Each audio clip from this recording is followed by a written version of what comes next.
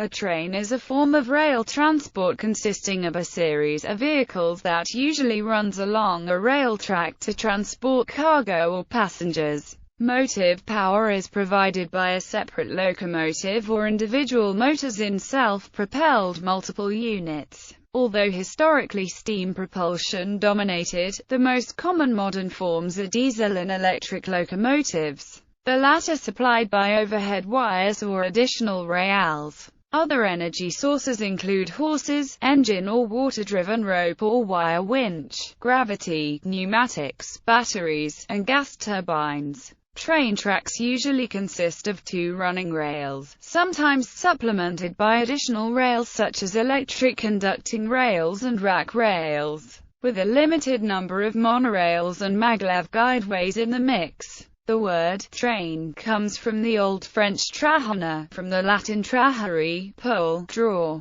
There are various types of trains that are designed for particular purposes. A train may consist of a combination of one or more locomotives and attached railroad cars, or a self-propelled multiple unit.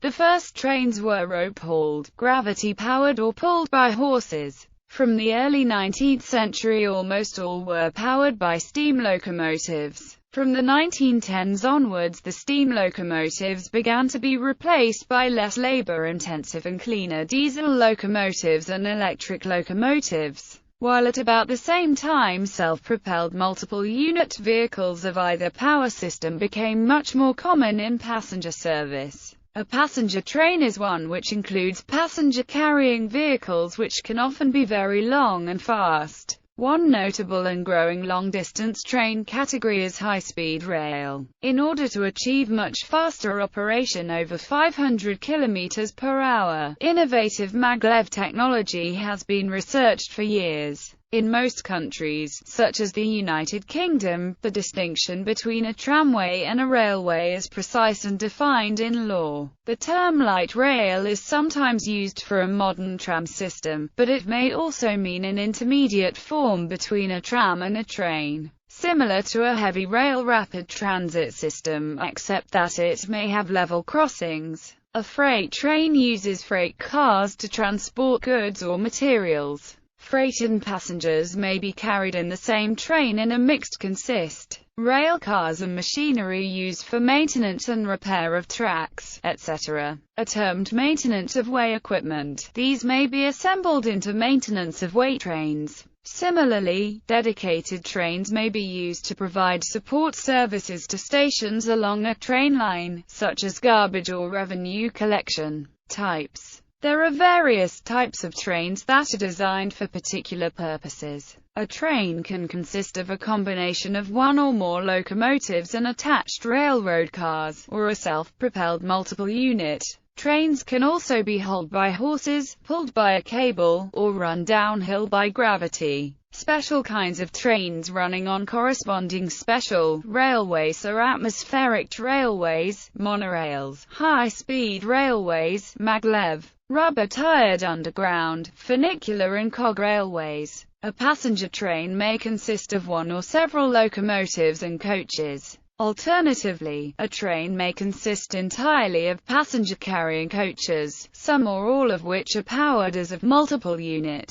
In many parts of the world, particularly the Far East and Europe, high-speed rail is used extensively for passenger travel. Freight trains are composed of wagons or trucks rather than carriages, though some parcel and mail trains are outwardly more like passenger trains. Trains can also be mixed, comprising both passenger accommodation and freight vehicles. Such mixed trains are most likely to occur where services are infrequent, and running separate passenger and freight trains is not cost-effective. Though the differing needs of passengers and freight usually means this is avoided where possible. Special trains are also used for track maintenance. In some places, this is called maintenance of way. In the United Kingdom, a train hauled by two locomotives is said to be double-headed. And in Canada and the United States it is quite common for a long freight train to be headed by three or more locomotives.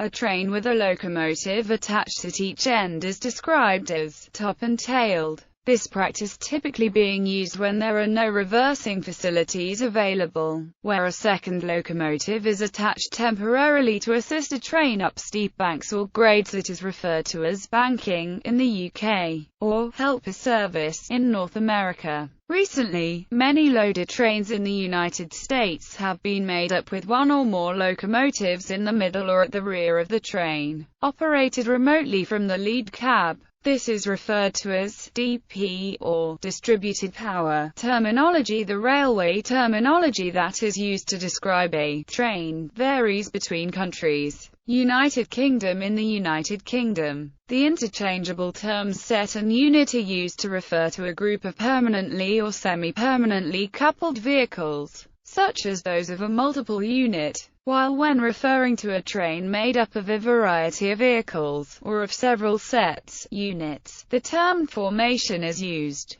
The word rake is also used for a group of coaches or wagons. In the United Kingdom, Section 83 of the Railways Act 1993 defines train as follows: two or more items of rolling stock coupled together, at least one of which is a locomotive, or b. a locomotive not coupled to any other rolling stock. United States. In the United States, the term consist is used to describe the group of rail vehicles which make up a train. When referring to motive power, consist refers to the group of locomotives powering the train. Similarly, the term train set refers to a group of rolling stock that is permanently or semi-permanently coupled together to form a unified set of equipment. There are three types of trains: electric, diesel and steam. The Atchison, Topeka and Santa Fe Railways 1948 operating rules define a train as an engine or more than one engine coupled with or without cars, displaying markers, bogies.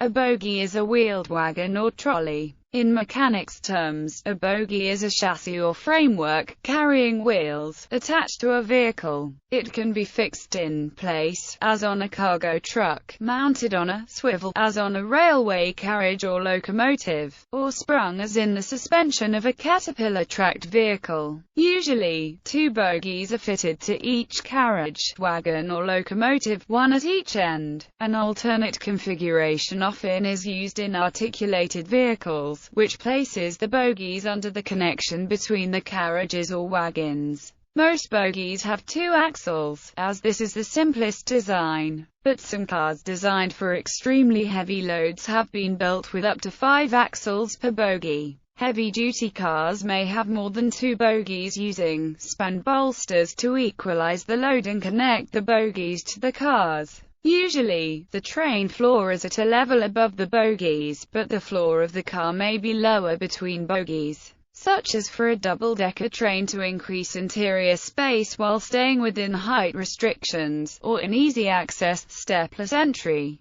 Low-floor trains. Motive power. The first trains were rope-hauled, gravity-powered or pulled by horses. From the early 19th century almost all were powered by steam locomotives. From the 1910s onwards, the steam locomotives began to be replaced by less labor-intensive and cleaner diesel locomotives and electric locomotives, while at about the same time self-propelled multiple-unit vehicles of either power system became much more common in passenger service. In most countries, dieselization of locomotives in day-to-day use was completed by the 1970s. Steam locomotives are still used in a few locales where coal and labor are cheap, most notably the People's Republic of China. Steam-powered heritage railways are operated in many countries for the leisure and enthusiast market. Electric traction offers a lower cost per mile of train operation but at a higher initial cost, which can only be justified on high-traffic lines. Since the cost per mile of construction is much higher, electric traction is less viable for long-distance lines with the exception of long-distance high-speed lines. Electric trains receive their current via overhead lines or through a third rail electric system. A recent variation of the electric locomotive is the fuel cell locomotive. Fuel cell locomotives combine the advantage of not needing an electrical system in place, with the advantage of emissionless operation. However, the initial cost of such fuel cell vehicles is still substantial at the moment.